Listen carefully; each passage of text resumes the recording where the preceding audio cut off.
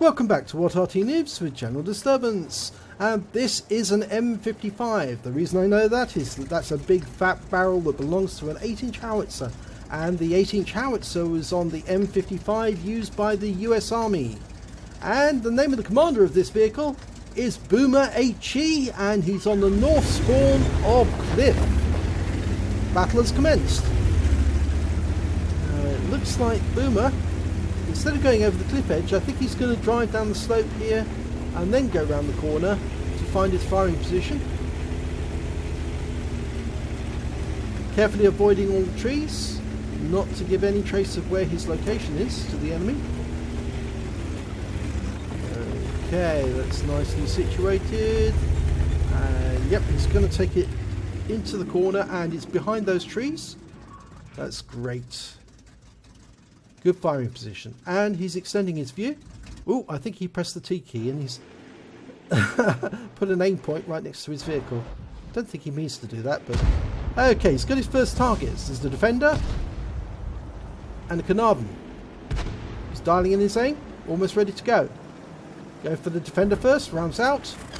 Direct hit. 305 hit points straight away. 2 critical hits. And that Defender's got a big stun on him. He's used his first aid kit to get rid of the stun, to pull away, because otherwise he would get repeated hits. You can see the yellow mark on the turret, so he definitely hit the turret, possibly the commander of that vehicle. Definitely looks where the commander would be situated. But that Defender's now taking a very defensive position behind that rock. He doesn't want to poke his head out because he knows he'll get an 8-inch howitzer shell straight through it. Okay, nothing to see yet, but there's still plenty of tanks over on the centre line. Ah, the Defender comes back into view just after Boomer pulled away, but there's a Scorpion up there, and that's just too tempting a target because TDs like this have very light armour. And an HE shell from an 8-inch howitzer can do a lot of damage to them. Rounds out. Oh, it went long, but it still did 70 hit points of splash, 2 critical hits, and a massive stun. So that's going to stop that Scorpion G from being a nuisance for a little while. Yeah, you can see the stun's still there. And he's lining him up for another shot. Now, the unfortunate thing is that the reload on the 8-inch howitzer is 35.4 seconds. Boomer does have a good crew. The reload would be longer, but for the fact obviously he has got a good crew. And of course he's got vents because the M55 does carry vents. Wow, look at that! 521 hit points, and he's taken out straight away, so he picked up all the stun assist as well. Only 10 hit points of stun assist, but that was one hell of a shot. 521 hit points gone just like that. That's very satisfying to any enemy team to see a dangerous opponent like a Scorpion G taken out so effectively. Okay, there is an enemy, a Batchat 25 tons, sitting up on top of the next to the lighthouse. And that is a dangerous opponent sitting up there with an autoloader cannon. Now he's not going to go for it though, because the Carnarvon is sitting low down. It's been spotted. Okay, he's trying to line up the shot. He's fired it where he thought the Carnarvon would go, but unfortunately the Carnarvon didn't pull forward like he thought it, like he was indicating. But he did get 46 hit points of splash, so that's not so bad. Now the enemy's coming up against strong resistance on the seaside, but I think what is attracting Boomer at the moment is the fact that Black Dog and the Batchat 25 ton were close together in the same spot. There was a possibility for a bombardier there for a second, but the Batchat's pulled away. I think he knows he's in dire danger. Now Boomer's lined up on the Black Dog. Rounds out. Looks to be right. Oh, it was! 431 hit points! Direct hit out the game. He's back in the garage, licking his wounds and rubbing the mark off the back of his tank. Okay, Batchat 25 ton is sitting perched over the edge. He's putting shells down into the Defenders. That's awkward. Can't see the Carnarvon. There's a Jagdpanzer E100, a Jaegeru, at the other end of the Western Pass, but the IS-7 is preventing him from moving forward. There's the Carnarvon. He's dialing in the aim, making sure it's fully dialed in before he shoots. Can't see him. Oh, there he is. Yep, got him. Rounds out. Direct hit. 485 hit points. 2 critical hits. Massive stun. That brings his totals up to nearly 2k of damage so far. And 431 hit points of stun assist. Okay, that Carnarvon is going to be sort of inactive for a little while longer. And his stun's off. But Boomer's going to be ready to shoot again in about 7 seconds. He's lining him up, getting him ready for another one. He's only got 591 hit points. He might be able to take him out with a lucky shot. Rounds out. Oh, it was! It went right into the rear of the Carnarvon. 480 hit points this time. It's left him on 111. That's a one shot for anybody, especially the Object 140. So if he pokes over, he might be able to take out that Carnarvon with one shot. I think he's going to do it. Come on, Object. Put the shell into him. No, the Object's a bit reluctant to expose himself to the Jaeger, who's come around the corner and is now up on the top of the hill. Object's trying a different angle. But Boomer's ready with another shell. He can get it this time. Rounds out. Kill shot. 111 hit points and another kill. That's his second. Right, instead of going for the Jaeger, I think he's looking at the forces on the other side. He can certainly hit that Tiger 2, looping the shell over the top of the rock into him. He can splash him from here, splash kill him, and before he can do so, the Tiger 2 is taken out. But there's the Jaeger. He's coming up to the centre line. The Object 140 is the only thing defending at that particular place, apart from, well, I think there's another tank there. That one splashed nearby the Jaeger. From the current position, Boomer's got about 2.2 seconds. Well, it's exactly 2.2 seconds. He's 730 meters from that Jaeger, or from the aim point. The mods we're using at the moment can give precise information for aiming, which makes it terribly useful, because then you could judge exactly how much lead you need to put on targets. Of course, any Arty player worth their salt can actually do it manually by eye. They can judge exactly where to put a shell, exactly so it'll do the most damage. And that's exactly what Boomer did there, and he splashed that T-49, 133 hit points. There's the Jaeger again. The Object 140 is chasing that T-49. I hope he doesn't go into the open, because the Jaeger will take him if he does. But the T-49's gone over the cliff edge, which means the Jaeger is really the prime target at this moment. Needs to take that out. There's a Lorraine 40T, a Type 5 and a 704 up on their hill, but that Jaeger is the most vulnerable. Ready, and rounds out. It lands next to him, 245 hit points, but he has put a massive stun on him. But we've lost sight of him temporarily.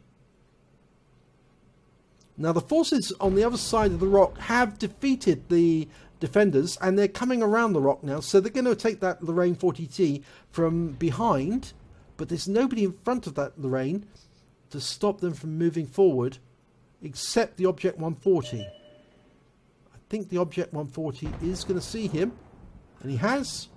Line him up for a shot, and is he going for the cliff? He is! That's a bit dumb. Rounds out. Direct hit! 474 hit points. The reason it's dumb is if you go down a cliff like that, you might track yourself in the process. If you did, you make yourself a sitting duck for any Arty shot. It also slows you down. If you slow down to go down a cliff to avoid any damage, you're just as likely to get an Arty hit anyway. Okay, that T-28 prototype is now fighting off against the Lorraine. It looks to me like the Lorraine is reloading. He may still be in his reload cycle.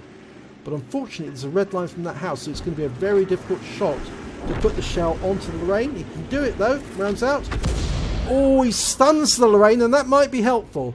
The 28T is going round the building, but the Object 140 is now coming down to take the Lorraine from behind. And I don't think the Lorraine knows that. I don't think he's aware. But the T-28 prototype does it anyway. Takes him out. Now, we know this Object 704 over there. Okay, there's an STRV we haven't seen. And of course there's the enemy Arty, which is the M53. We don't know which version it is. It's very likely to be an M55. We know the 704 is in that area. Whilst we weren't watching it, actually, the Jaegeru was taken out. I think it was taken out by the Object 140. But there's the STRV. Okay, he's using that rock for cover. Won't cover him from splash, though. And I think that's what Boomer's about to do. He's about to put a shell down right onto him. Oh, right into him! 443. That one landed right on top. I can't see the yellow stain from the HE shell, but I think that landed right on top of him. He's in siege mode at the moment, so it provides a rather nice flat surface for the shell to land on. Okay, Object 704, other side of the hill. The T-26E5 is nearby. I think he's behind those bushes. There he is. Yep, behind the bushes. He's marking his target with his T key, lining up the shot, rounds out. And it splashes alongside him for 303. 2 critical hits. Okay, he's got some stun assist as well.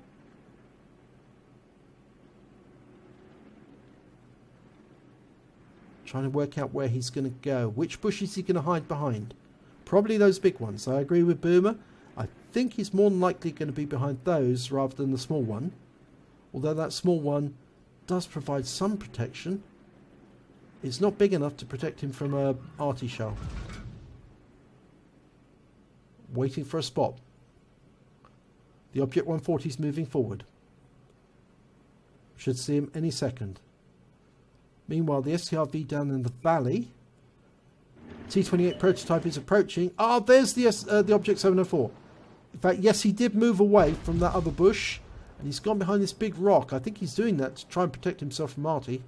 Again, it's not going to help him because splash will land anywhere nearby. Rounds out. Oh, that was a direct hit again. 265 hit points this time. And the 704 is down. He's back in the garage, selecting another tank.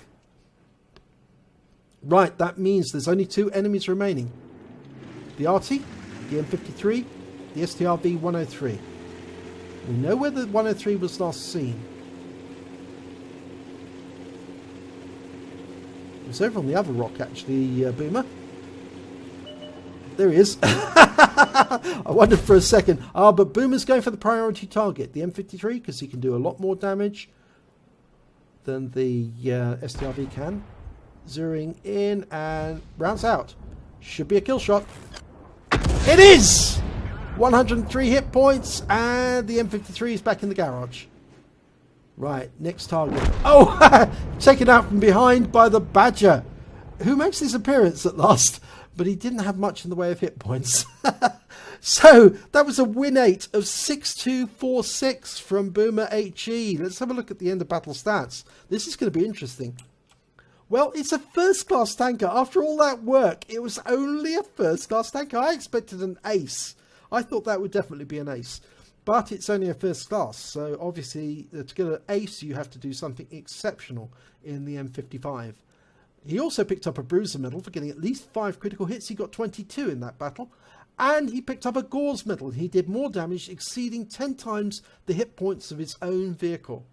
And on top of that, he picked up a Confederate because he hit more of the enemy than anyone else on his team. At least 6 tanks that were subsequently destroyed by other members. And yes, we can see them listed there. Huge number of tanks. I think this is going to be very interesting when we get to the detailed report.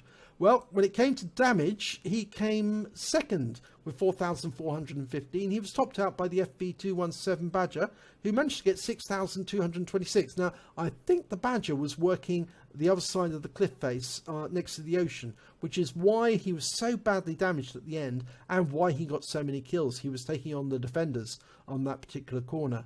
When it came to kills, again, the Badger beat him by 1. And when it came to base XP, well, Boomer beat the Badger by just under 100 experience points. He got 1,108, while the Object 140 got 1,035, and the Badger came in at 1,032, 3 XP behind. On the detail report, this is where it gets interesting. 17 shots fired. That's a lot for an 8-inch howitzer. He got 10 direct hits, 10 penetrations. I thought he did get a lot. I could tell when he got a direct impact, because you could hear that nice sound, that thud, as it hit the hull. He got 7 splash damage, did damage of 4,415 hit points, all at more than 300 meters. He hit 10 of the enemy, 2/3 of the enemy team, and he killed 3 of them. He did stun assistance damage of 1,269 hit points, and he caused by 14 stuns. On a premium count, he earned 55,562 credits. And there's a holiday ops bonus that's not showing here. And after his ammunition resupply, and remember, the ammunition for the M55 is rather expensive, he still had 37,107 credits spare to take back. Now that's pretty good going. He received 1,662 XP. There's another holiday ops bonus showing there. He had a personal reserves bonus going and a personal missions payout as well. So he took home a whopping 5,385 experience points in total. That's certainly going to boost his crew training a lot.